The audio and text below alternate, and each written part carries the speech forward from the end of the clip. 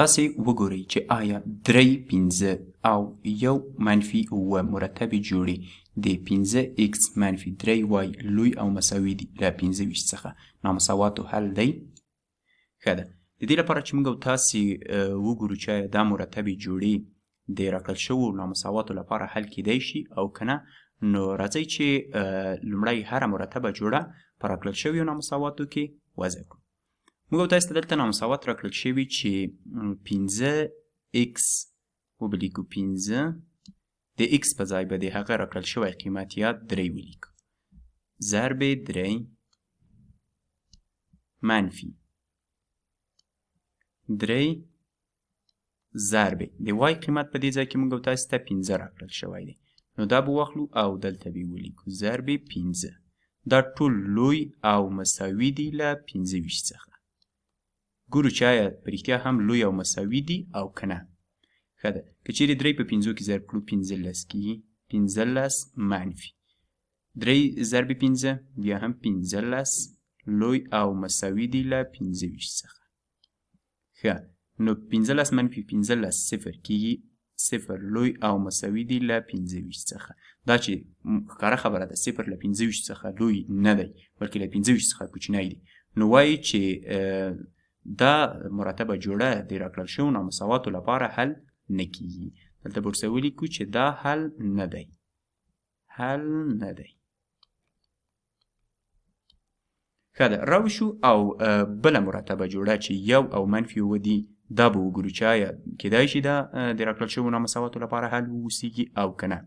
بیا به هم نامساوات ولیکو 15 ضرب، دا ځل به د x په ځای راکړل شوی قیمت یا 1 ولیکو ضرب 1 منفي 3 د y قیمت دلته منفي 7 دی ضرب منفي 7 منفي 7 دا لوی او مساوي دي له 25 څخه. ښه، 1 په 5 کې 15 کېږي، منفي په خپله پاتې کېږي او 3 ضرب منفي 7 منفي 21 کېږي او دا به لوی او مساوي شي له 25 څخه. که چیرې دا ځای سره ساده کړو منفي ضرب منفي مثبت کېږي، 15 او 21 26 کېږي، نو 26 به لوی او مساوي شي له 25 څخه. وایو چې دا راکړل شوې مرتبه جوړه د نامساواتو لپاره حل ده. را بشو او خپل دا کار به په ګراف کې وښیو. په ګراف کې به په داسې ډول سره وښیو چې کوم ځای په ګراف کې زموږ او تاسې حل دی او کوم ځای نه دی. لومړی راځئ چې دلته موږ او تاسې دا راکړل شوي نامساوات په داسې ډول ولیکو چې موږ او تاسې ته یوه افاده راکړي چې په هغې کې وای د x تابع وي. نو که چیرې دا راکړل شوی نامساوات لږ څه ساده کړو، نو کولی شو په داسې ډول یې ساده کړو. ښه، که چیرې د نامساواتو دواړو خواو څخه منفي 15x کم کړو، نو دې خواته به 3y پاتې شي، 3y به لوی او مساوي شي له 25 منفي 15x څخه. اوس به د نامساواتو دواړه خواوې په منفي 3 باندې وویشو، دې خواته به y پاتې شي. دا چې د نامساواتو دواړه خواوې په منفي عدد باندې ویشو، نو د نامساواتو خوله به تغییر وکړي، دې خواته به منفي 15 پر 3 شي او دلته منفي په منفي مثبت کې دا ځای به 15 پر 3x شي. دا افاده شوه. غواړو دا افاده رسم کړو چې په کوم ډول معلومیږي. دا به د x محور شي او دا به هم د y محور شي.